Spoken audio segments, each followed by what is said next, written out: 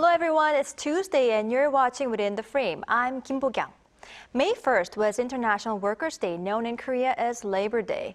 Though workers' rights have been improved over time, there are still some aspects to look into in order to better the working environment. South Korean government recently made an attempt to overhaul the current 52-hour workweek system, which eventually had to be retracted after facing a backlash from workers.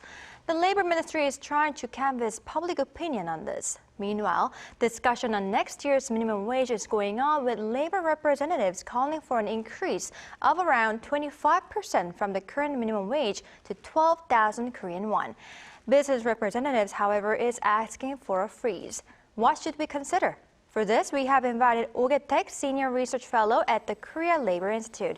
Dr. Oh, welcome. Hi, good to see you. Good to see you too. And we also have Professor Kim Se-won at Ewha Women's University. Great to see you, Professor Kim. Thank you for having me. All right, first question to our Dr. Oh. Now, before delving deeper into the specifics, let's first talk about the workweek reforms that were initially proposed. What was the government's initial revision plan? The most big issue is the method of calculating weekly overtime. Now, the period of the overtime management is week, and it is the maximum of 12 hours per week.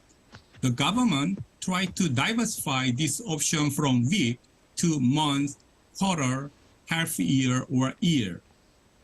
It also introduced a working hour saving system in which workers can save overtime in working hour saving account and use this saved working hour as vacation in the future. This system is used in the country like Germany, and it can be winning strategy in the sense that company has flexibility of utilizing workers' working hours, and then workers can save their working time in high demand period and save this time as vacation in low demand period. It also introduced way to protect workers' health, such as the minimum resting time. According to this rule, workers have to take a break at least 11 hours before starting the next work shift.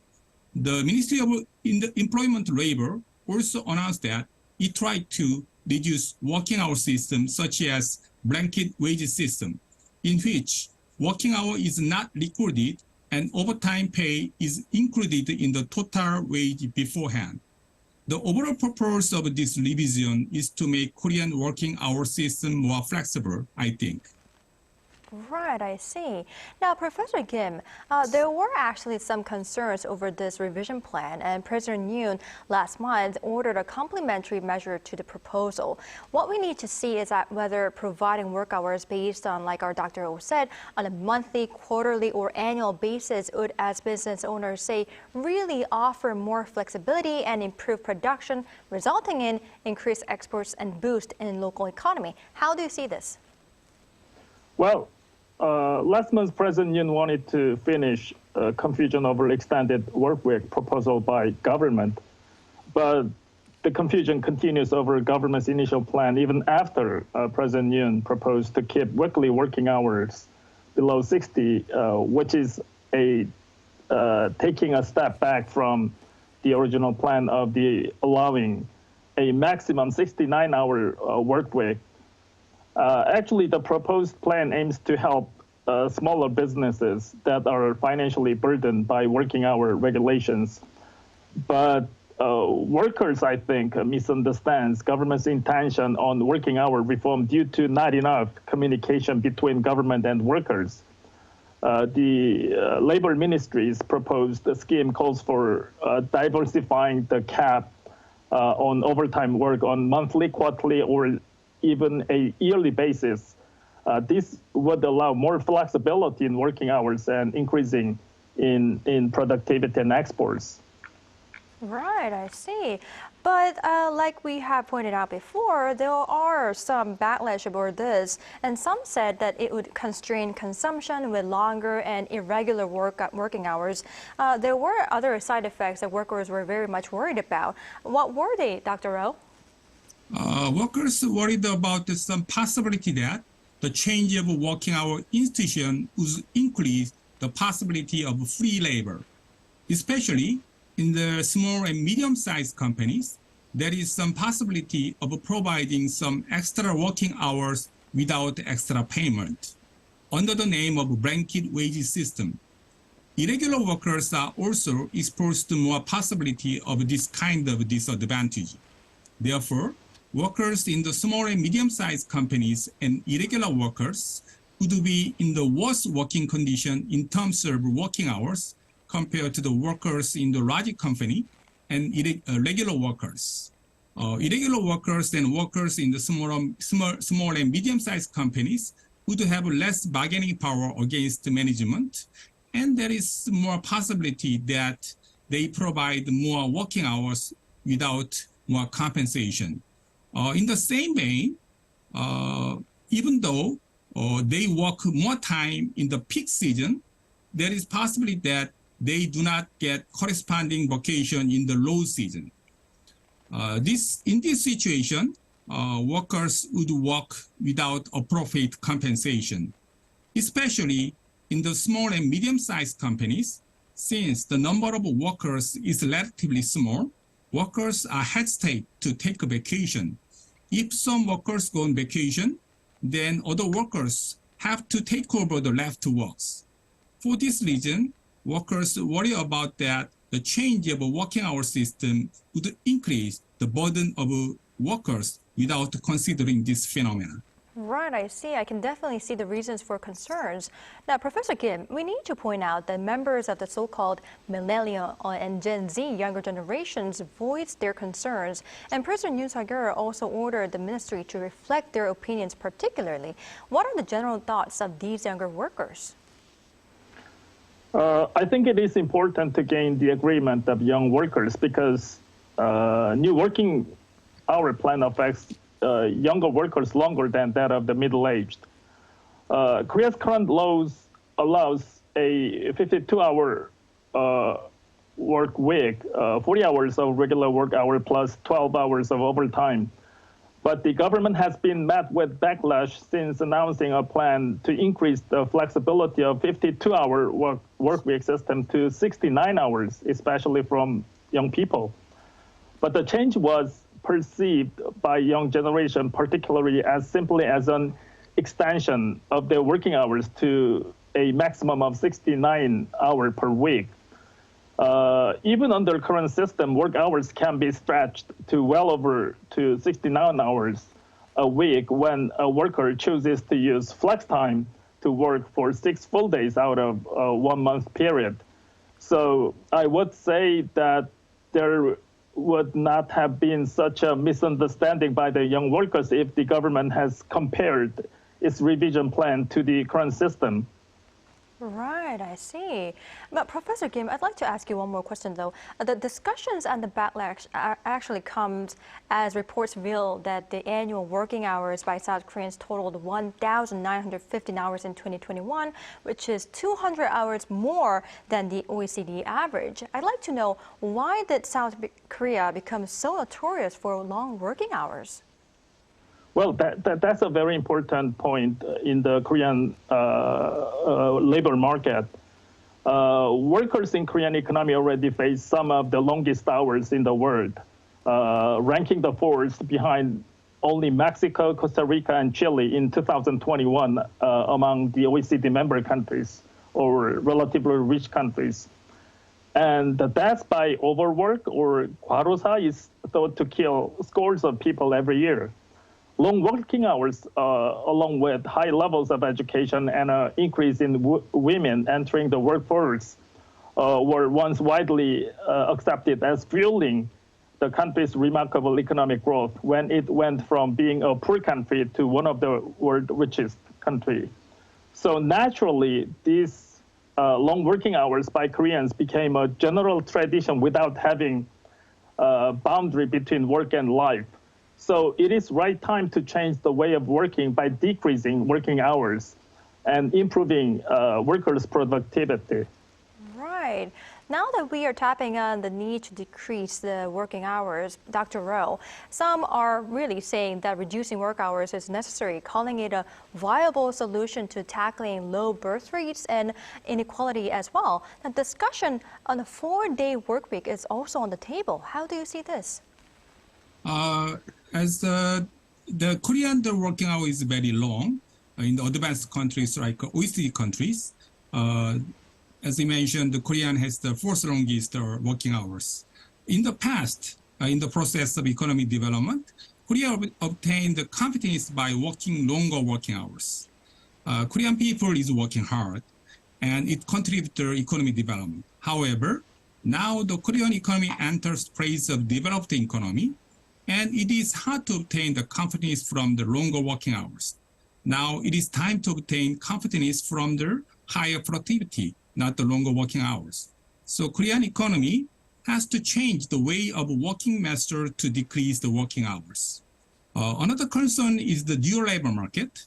The working condition gap between large company and small and medium-sized company in Korea is relatively large compared to the other advanced countries. Therefore, even though working condition and work hour of large company is relatively good, those of small and medium-sized company is relatively bad. We have to decrease the gap between large and small medium-sized companies. Besides, Korea is experiencing very low birth rate, and we need to find some way to increase it. To decrease working hour is helpful to increase birth rate of Korea. Some advanced countries conduct experimental working 4 days a week system, and we need to benchmark with these countries. Right, I see. I can see the definite reasons why we need to refer to other countries for examples. Now, Professor Kim, the Labor Ministry plans to conduct a survey of 6,000 people to collect opinions from various groups within society over this issue. Do you believe this survey would be a good representation of what people think about workweek reforms? I mean, what questions should be asked? The media says that the Ministry of Employment and Labor will aim to come up with a revised workweek reform proposal in September after reflecting the voices of diverse groups. For that purpose, they will implement a survey of over 6,000 people to collect valued opinions from all major backgrounds of people. We know that no matter how good a policy is, it can't be promoted if the people feel uneasy and do not want it. So the questions in the survey should incorporate people's in-depth preferences on working hour over diverse backgrounds of female and male, young and old, employees and employers, and so on.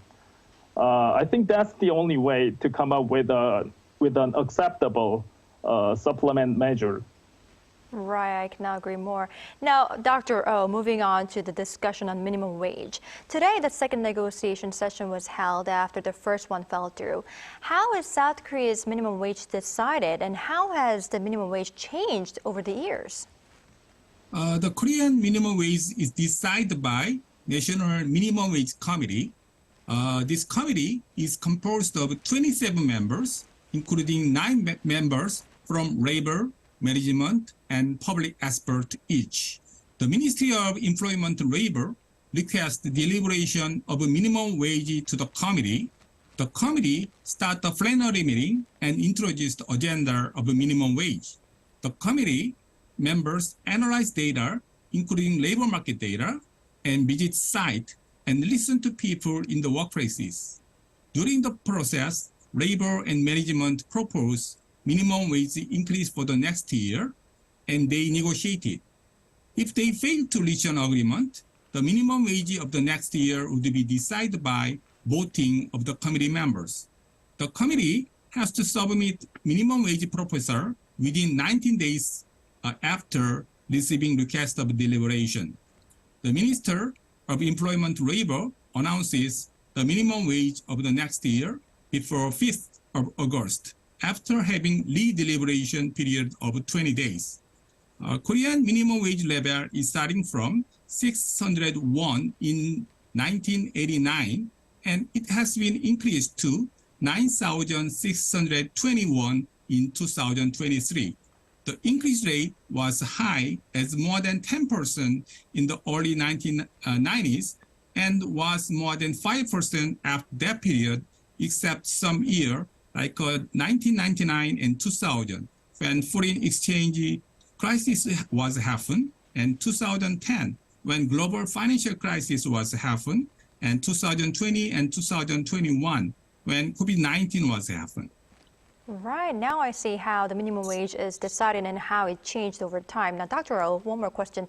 The labor representatives are reportedly demanding around a 25% per hour minimum wage increase to 12,000 Korean won, which is just under $9, citing high inflation. Could you lay out the union side's view? The main argument of labor side is that the minimum wage should increase by big amount because price has been rising big amount nowadays. It is somewhat reasonable contention because the price level is the one component of a minimum wage considerations. However, there is some concern about the amount of minimum wage increases, especially MG labor unions concerned that too much increase of minimum wage level would be related to the increase of the price and decrease of the employment. Therefore, the Minimum Wage Committee has to discuss the way to conciliate the minimum wage level and then the negative effect on price and employment. Another concern of a labor union is the way to vary minimum wage based on business types. They argue that it would weaken the purpose of a minimum wage institution, and there would be some stigma effect for some industries, and social conflict would be increased. In addition, there is also some argument on platform workers. The platform workers are not recognized as workers in the Korean Labor Standard Act. Therefore, the minimum wage institution is not applied to the platform workers now in Korea. However, as the number of platform workers in Korea is increasing, the concern for platform workers outside minimum wage constitution is increased. Right. Now I'd like to focus more on how business representatives think about this issue. Professor Kim, they are quite opposed to such proposals, and they are demanding that the minimum wage should be frozen at the current level. What are their thoughts? Actually, one of the largest concerns of Korean economy in the future is that the labor productivity, or how many goods and services are produced per general workers' working hour, is lower compared to other OECD member countries.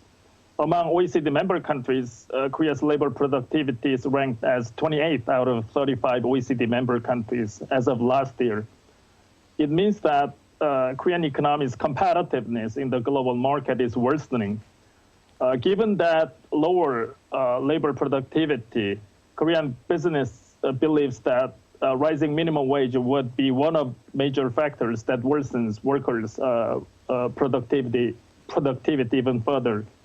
So to improve labor productivity, business representatives say that reconstruction of the industry structure from low-tech to high-tech should come with appropriate speed of minimum wage increase. Right, I see. Now, I believe this would be our last question, Dr. Oh. Another item on the agenda that will be discussed is a minimum wage that varies depending on business types. How do you believe this will be dealt with? I was told that research has been done on the way to vary minimum wage based on business types, but the result of analysis and the policy suggestion from the study is not yet released. So it is hard to know what the study exactly suggested. Some foreign countries implemented the minimum wage based on business types and the regional areas. For example, Japan suggests the minimum wage increase criteria depending on 4 regional groups, and each local minimum wage committee decides each on minimum wage level. Once local minimum wage level is decided, then industrial sector can decide its own minimum wage level, which is above the local minimum wage level. The U.S. minimum wage is decided by the way that federal government provides the overall minimum wage level, and then state government decide its own minimum wage level considering characteristics of the region and the industries. The The Germany did not have the minimum wage institution until 2015. Each industry decides its own wage levels, including minimum wage level. Since the Germany has strong industrial bargaining structure. However, since the German industrial bargaining structure has been decentralized, it introduced national minimum wage institution from 2015. Foreign country cases have implication that we need solid bargaining structure and historical heritage to decide its own industrial minimum wage level. Otherwise, each industry sector has to bargain individually for the minimum wage, and the overall social cost of negotiating minimum wage would be increased. Right, I see. Now, hopefully we can find the best way forward, not only for workers so that their working environment, including the wage issue, is better, but also for business owners to raise productivity. Now, unfortunately, this is all the time we have for today's edition, but thank you, Professor Kim and Dr. Oh, for your insights. We really appreciate it. Thank you. Thank you very much. Right, that's all for Within the Frame tonight. We'll be back tomorrow with more in-depth stories. Thank you for watching. Goodbye.